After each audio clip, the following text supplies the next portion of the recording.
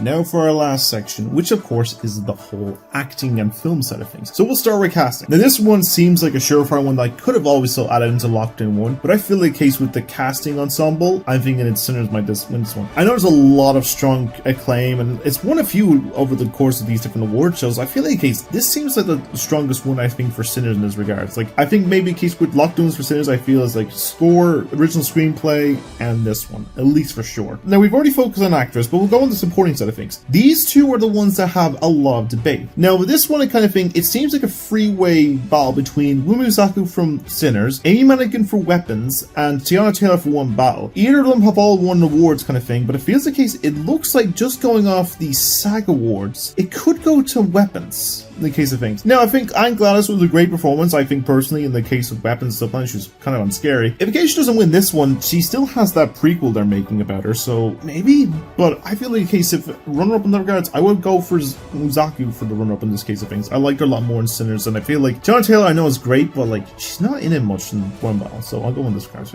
Supporting actor side also kind of up in the air because it's a whole different variation that all five have had like their chance of things. And a case where like I think initially the front runner was Sean Penn for One Battle, but I think a lot of people are now going to more Benicio del Toro Sensei from that same movie, so it could go either way. Delroy Lindo has been given a surprise one because he hasn't been nominated the other ones, but I feel like he could have a chance with this case, so I feel maybe he could have his chance in the sun to finally get an award nomination. But I can also see Elordi for Frankenstein as the man-made monster himself. I feel like either way would work on those ones. To me, I feel it'll go between Lindo and Elordi for this one, so that's my case of things. Now the actor one. Now there was initially a frontrunner, of course, which was Chalamet, but personally I watched Mario Supreme, disappointing. My personal point to this, Michael B. This man did 2 roles of Smoke and Stack in that movie, and I feel like case it's 2 very different varieties. He was trying different forms, and a case where like Chalamet's is one is to see all the fucking time. Plus also his comments about it didn't help either, so I'm gonna go with good things. Directing one, this is also where I see the case between Coogler and Anderson for either One Battle or Sinners in the case. Runner-up, I feel the case might go to Hamnet. This is my whole thing in this regard to things that like, you know, variation of stuff that could work. You know, there's all different variations of things. I also give Chloe Zhao a chance because she's the only female director in this category, but who knows. And the other case of Best Picture is also going to come down to the 3 directors' films of Hamnet, One Battle After Another, or Sinners as the best choice with this regard. I don't know if it's a case either one could win this. Like, I feel the case that seems the choice. Sinners seems to be the front runner, the favorite to win right now, but I feel like because One Battle and Hamnet have won at different award shows, it could go either way. But I guess we'll see. But that's all my nominations for this year. Hopefully I get a better, longer video for next year, but let me know what you think down below if I'm right or if I'm completely insane.